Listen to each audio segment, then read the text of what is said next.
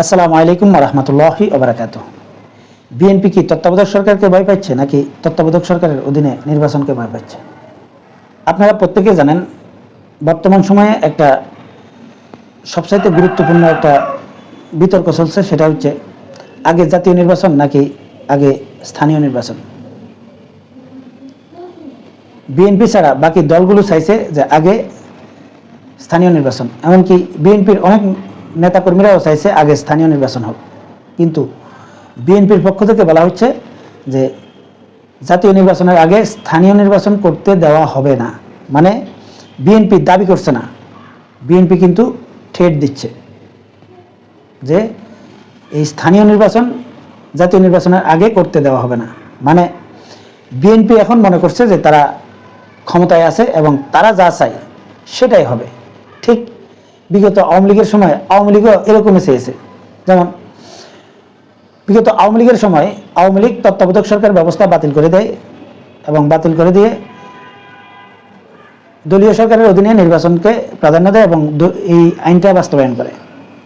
এবং এই আইনের বা এই সিস্টেমের বিরোধিতা করে বিএনপি। আর এই বিরোধিতায় 2014 সাল থেকে আসলে বিএনপি নির্বাচন বর্জন করে এসেছে।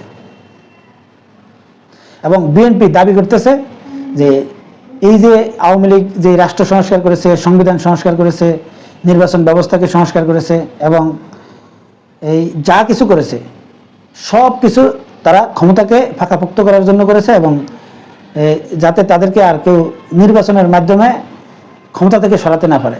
কারণ দলীয় সরকারের অধীনে নির্বাচন হলে তারা যে কোনো মূল্যে তারা ক্ষমতায় থাকার জন্য যে যে সুবিধাগুলো নেওয়া দরকার সবগুলোই তারা নিজেদের মতো করে ব্যবহার করে।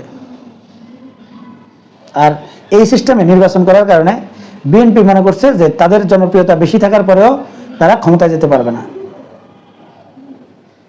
কিন্তু বিএনপি যখন ক্ষমতায় ছিল তখনও কিন্তু এই বিএনপিও এই দলীয় সরকারের অধীনে নির্বাচন করতে চেয়েছিল, একটা নির্বাচন করেছিল। কিন্তু তখন এই বিএনপি ছাড়া বাকি দলগুলো এর বিরোধিতা করেছিল এবং সেই সময় বেগম খালেদা জিয়া বলেছিলেন যে এই তত্ত্বাবধায়ক সরকারের ব্যবস্থা পাল্টু জিনিস। 5 আগস্টের পর এই যে ছাত্র জনতা যারা গণ অভ্যুত্থান সংগঠিত করেছে তারা সহ অন্যান্য যতগুলো দল রয়েছে সবগুলো দল মিলে তারা দাবি উঠাচ্ছে যে এই বিগত আওয়ামী লীগ সরকার যে সংবিধানটা সংস্কার করেছে এবং যে সংবিধানটা রেখে গেছে এবং বাংলাদেশ এত বছর যাবৎ যে সংবিধানের উপর রাষ্ট্র চলেছে এই সংবিধানটাকে বাতিল করে দিতে এবং সংবিধানের সব কিছু বাতিল করে নতুন করে সংবিধান লিখতে এবং রাষ্ট্রকে সংস্কার, নির্বাচন ব্যবস্থা সংস্কার এবং এই সংবিধান সংস্কার নানা রকম এই প্রস্তাবনা তুলে ধরেছে অন্যান্য দলগুলো।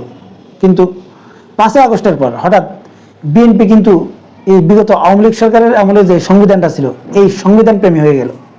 আওয়ামী লীগ সরকারের আমলে বিএনপি যতগুলো দাবি করেছে সব দাবি আওয়ামী লীগ প্রত্যাখ্যান করেছে সংবিধানের দোহাই দিয়ে।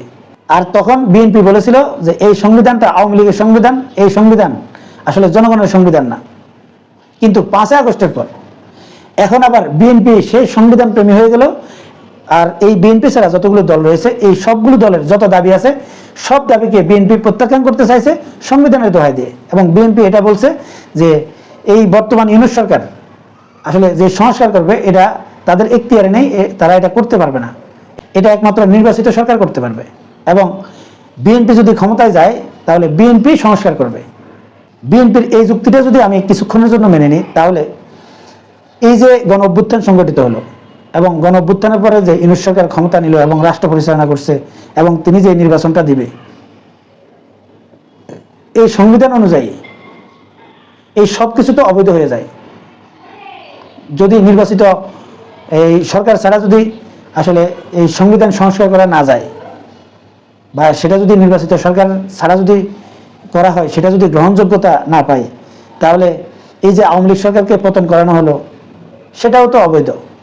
তাহলে কি বিএনপি শুধু মনে করছে যে এই আওয়ামী লীগ সরকারের পতন, তারপর ইউনূস সরকার ক্ষমতায় আসা এবং যেন তেন একটা নির্বাচন দিয়ে দিলেই এটা বৈধর মধ্যে থাকবে আর বাকি যা করবে সব অবৈধ, সেটাই মনে করছে?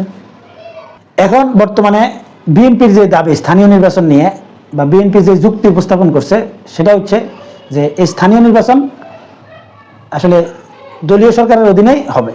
কারণ বিএনপি মনে করছে যে আগামী নির্বাচনে তারা বিশাল ব্যবধানে ক্ষমতায় চলে যাচ্ছে এবং তারা ক্ষমতায় আসবে এবং তারা ক্ষমতায় থেকে তারা এই স্থানীয় নির্বাচন দিবে, সেই নির্বাচনটা আসলে সুষ্ঠু হবে। এই ইউনূস সরকারের আমলে বা তত্ত্বাবধায়ক সরকারের আমলে যদি এই স্থানীয় নির্বাচন দেওয়া হয় সেটা নিরপেক্ষ মনে হবে না।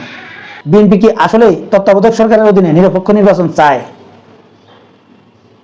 আমার কিন্তু সেটা মনে হচ্ছে না। কেন বললাম যে এই জাতীয় নির্বাচনের আগে যদি স্থানীয় নির্বাচনগুলো হয়ে যায় তাহলে আসলে বাংলাদেশে এই সিস্টেমটা এবং সময়টা এমনভাবেই সিলেকশন হয়ে যাবে যে সব সময় এই স্থানীয় নির্বাচন এবং জাতীয় নির্বাচন নিরপেক্ষ সরকারের অধীনেই হবে।